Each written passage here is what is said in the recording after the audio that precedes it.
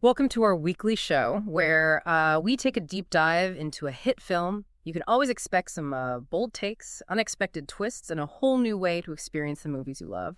If you're enjoying the ride, be sure to share the show, leave us a rating, and follow for more mind-blowing movie breakdowns. And this week, you've brought us The Lord of the Rings, The Return of the King, 2003. This isn't just a movie review, though. Think of this as your personal cinematic journey. We're going deep into the lore, the passionate fan discussions surrounding this epic conclusion to Peter Jackson's trilogy. We're going to unpack everything. The core story, how critics saw it, the massive fan base, those behind-the-scenes secrets you always hear about, and its lasting impact on pop culture. Huge undertaking. It is. We have a lot of ground to cover in this cinematic journey. We're diving into the grand finale of a truly monumental story, but you've shared your interest in gaining knowledge quickly and thoroughly, and we aim to deliver just that. Surprising facts, memorable details, but we promise not to overwhelm you. So let's get started. Okay, let's unpack this. The Lord of the Rings, The Return of the King. It's not a straightforward movie.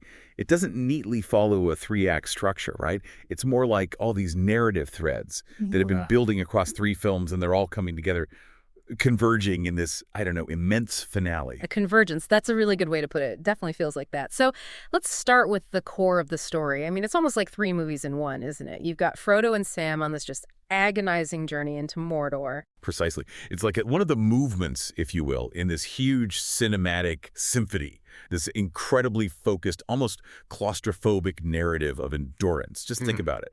Frodo and Sam, they're carrying the ring, which is not just this heavy object, but the weight of Middle-earth's fate. They're being led by Gollum, who, as we know, is not the most trustworthy guide. They face starvation. They face the horror of Shelob. There are the orcs constantly pursuing them. Even the environment itself, the volcanic ash, that oppressive atmosphere of Mordor, it all feels so heavy, so desperate.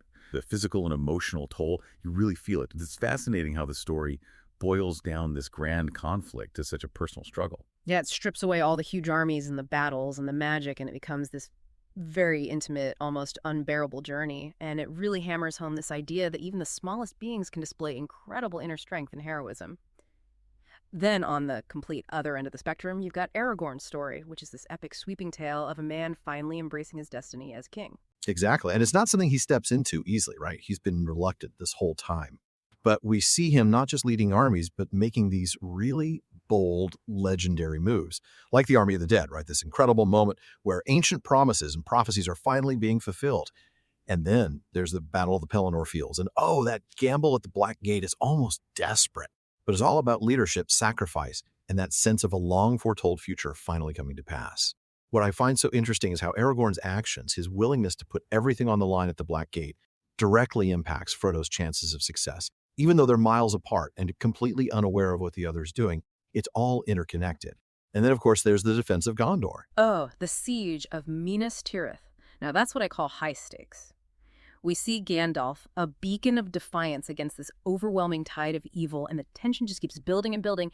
And then that moment, the arrival of Theoden and the Rohirrim, that charge, like earth-shattering death cry. It's one of those cinematic moments that, just gets under your skin. You get chills every time. It's pure adrenaline. It's hope against this overwhelming darkness. It is. It's that moment of emotional release, this surge of hope when all seems lost. And it emphasizes the importance of alliances, that incredible strength you find in unity. And all of these seemingly separate storylines, like we were saying, converge in that fiery climax at Mount Doom. The moment we've all been waiting for, Frodo finally reaches the cracks of doom. And even there, at the very precipice of victory, the ring's power is so seductive, so corrupting, it almost wins. And it's only through Gollum's twisted obsession, that final desperate act, that the ring is finally destroyed. And then, then we have what's famously known as the multiple endings. Ah, yes, the endings. It's one of those debated parts of the film, isn't it? You have that immediate resolution, Sauron's defeat, Aragorn's coronation. Seems like good has triumphed, right, bud? Yeah. But then Jackson keeps going, the Hobbit's journey back to the Shire. And there's a less intense version of the scouring of the Shire than we see in the books. And then finally, Frodo's departure to the Undying Lands. Some might call it a narrative indulgence, but I think it's more than that. It's Jackson subverting the traditional heroic narrative. He's emphasizing how trauma can impact you even after the grand victory is won. It lingers. That's a really interesting take.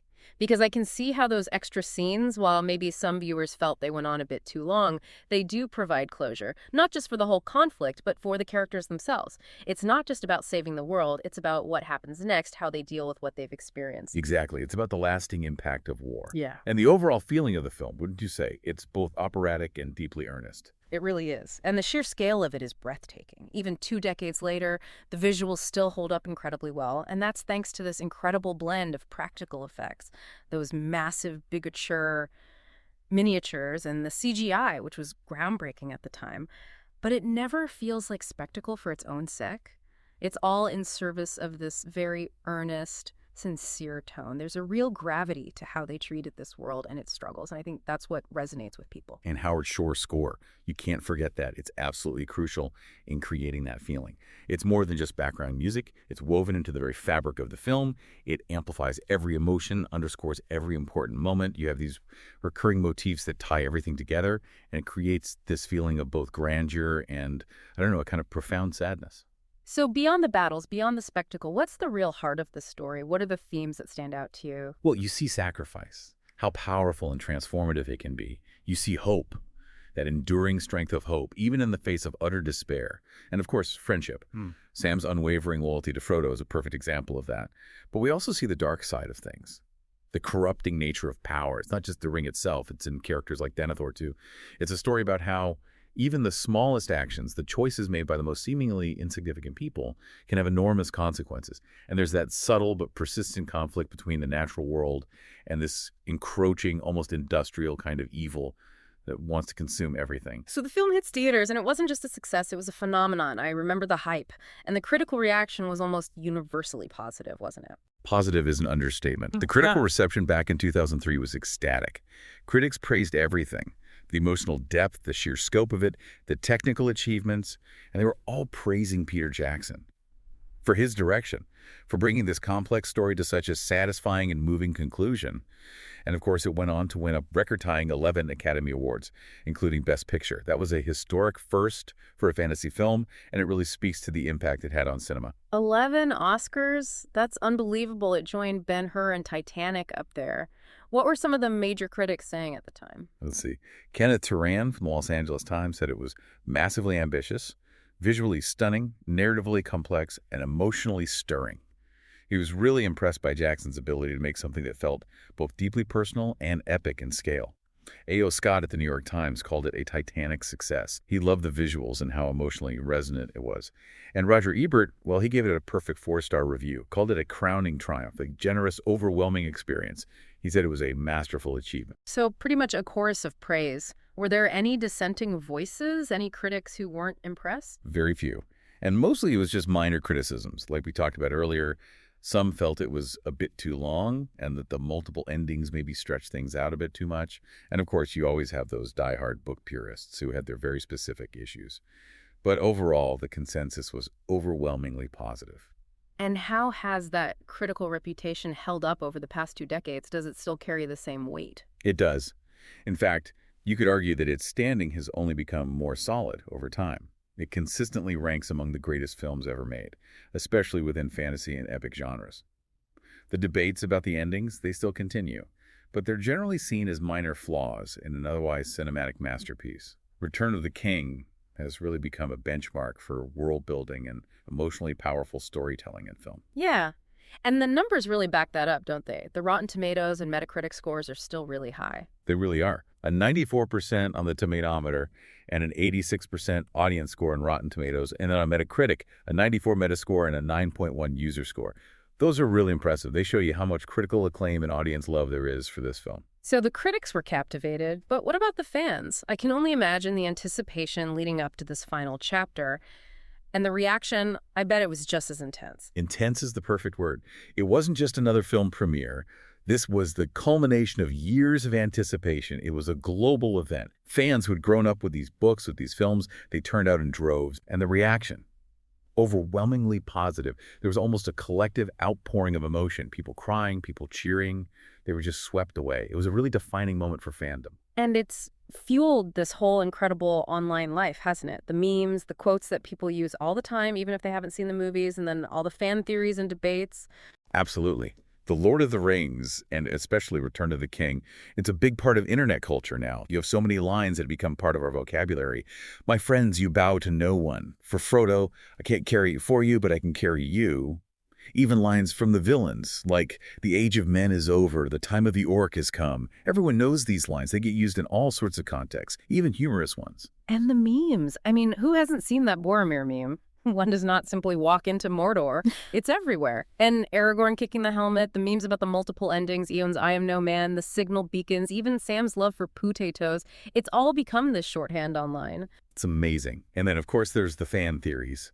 Debates that have been going on for years. Like the Eagles, right? Why didn't they just fly Frodo to Mount Doom? I think that's probably the most famous one. Then you have Denethor's descent into madness. People debating how much the Palantir influenced him. Was he always susceptible? And the mouth of Sauron. What were his true intentions? How much did he really know? And even, believe it or not, a debate about whether the Balrog had wings. I know it sounds ridiculous, but it's a real thing. This film really is an endless source of conversation. And the online communities are huge, aren't they? Enormous. You have the Velotter subreddit, which is like the central hub for all things Tolkien, the books and the films. Then there's the One Wiki to rule them all, which is incredibly detailed. You can find out pretty much anything you want to know about Middle-earth. And there's the ownrain.net, one of the oldest fan sites out there. It's really well respected, and it's been fostering discussion and community for years. And it's not just online, right? There's all this incredible fan creativity that's come out of Lord of the Rings. So much creativity. Cosplay is a huge part of the Lord of the Rings fandom. Go to any convention and you'll see people in the most amazing costumes, so detailed and well made. And the fan fiction, there's so much of it out there. People exploring all these scenarios, all these relationships within Tolkien's world. And the fan art is incredible. There are some incredibly talented artists creating their own interpretations of the characters, the creatures, the landscapes. It's truly inspiring. It really speaks to how invested the fan base is. It's almost like a cult following. You even see fans participating in screenings of the extended editions. It's amazing. Okay, so let's pull back the curtain a bit. What about those behind-the-scenes stories, the production secrets, the fun facts? Tell us, what's your favorite bit of trivia? Well, everyone knows about Viggo Mortensen breaking his toes filming The Two Towers. But did you know that Sean Astin actually got pretty badly injured during the Shelob sequence in Return of the King? He was filming that scene by the river where Sam's running to Frodo after the fight at Cirith Ungol, and he stepped on this shard of glass. It went straight through his foot. Apparently, he had to be airlifted to a hospital. So when you see Sam in pain and exhausted, well, some of that was probably real. Ouch!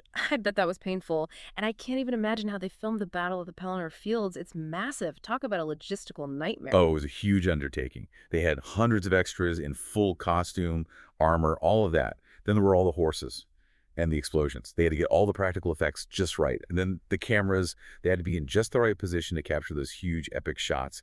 And the weather wasn't cooperating. They were filming in these vast fields, and it rained a lot. Turned everything to mud. What about Gollum? He was such a breakthrough in motion capture technology, wasn't he? He was. Andy Serkis's performance was truly revolutionary. And Weta Digital, they were right there on the cutting edge, pushing the boundaries of what they could do with motion capture. They wanted to capture every nuance of Serkis's performance, the facial expressions, the movements. Serkis actually filmed each scene multiple times. First on set, interacting with the other actors in his motion capture suit, and then again later on, a special motion capture stage to refine all the subtle details, the physicality, the emotions. It was really groundbreaking. And all those incredible sets, they were so detailed, so real. How did they do that? That's where the bigatures come in. Well, they did use CGI a lot to create those vast landscapes of Middle-earth. A lot of those impressive structures, Minas Tirith, Barad-dûr, they were actually really detailed miniature models. Weta Workshop built them. They were massive, but they were miniature. And they were incredible. They gave the filmmakers a tangible sense of scale, a realism that's hard to achieve with pure CGI. And what about the Witch King's death? That shattering effect was really something else. That was a mix of practical and digital effects. They probably used breakaway props, some wire work, and then blended that with CGI to create that really striking image of ancient evil being destroyed. The sound design is phenomenal too, isn't it? It really immerses you in that world. It is. It's so rich, so layered. You have those guttural snarls and screeches of the orcs, the terrifying cries of the ring wraiths. Fran Walsh, she did some incredible vocal manipulations for those. And then the clashing swords, the roars of the Mumakil. It's all so well done. It's really an essential part of the film's impact. Any fun cameos we should be looking out for? Of course, there's Peter Jackson. He always has a cameo in his films.